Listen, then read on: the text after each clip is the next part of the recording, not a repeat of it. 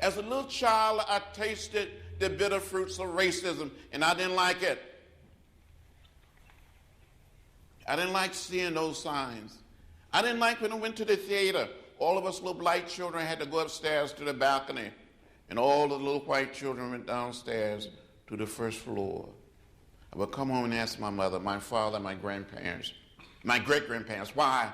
They would say, that's the way it is. Don't get in the way, don't get in trouble. But one day in 1955, 15 years old, in the 10th grade, I heard about Rosa Parks. I heard the words of Martin Luther King Jr. on old radio. The action of Rosa Parks, the words and leadership of Martin Luther King Jr. inspired me to find a way to get in the way.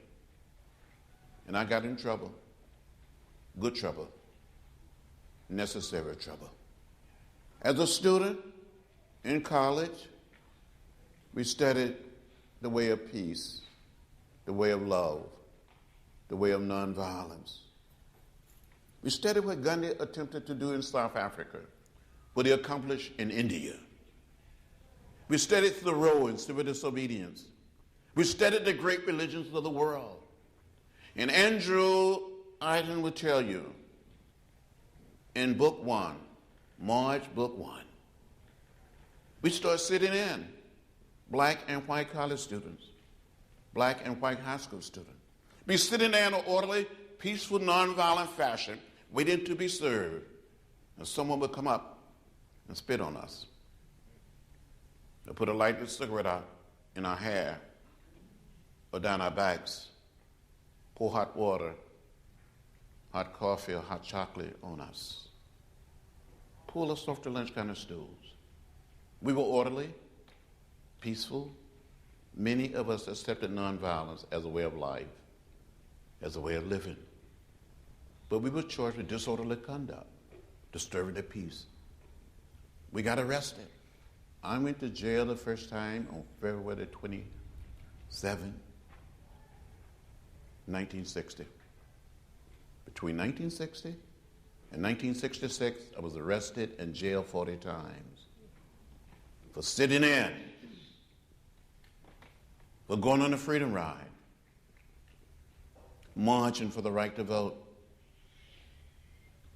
beaten at a Greyhound bus station in South Carolina, beaten at the Greyhound bus station in Montgomery, Alabama, and left bloody and unconscious, beaten, having a concussion on that bridge in Selma, Alabama on March 7, 1965, a day that became known as Bloody Sunday. But I never became bitter or hostile, never gave up. I never gave in. I kept the faith, and during all these many years, I've tried to keep my eyes on the prize. March, book 1. Tell a story of a group of people who stood up together, rested together, beaten together, and jailed together. Some of my friends didn't make it. They died.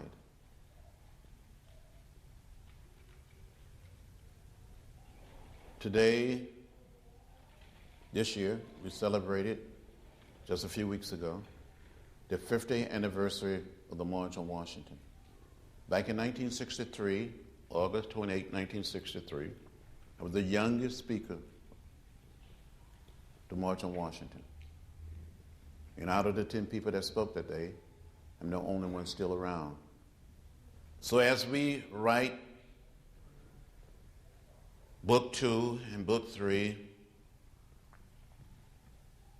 we will tell the whole story, the complete story of a people, of a struggle to make America different, to make America better, and create what we call one people, one family, one house. Because in America, we all live in the same house, the American house. And it doesn't matter whether we are black or white, Latino or Asian American or Native American.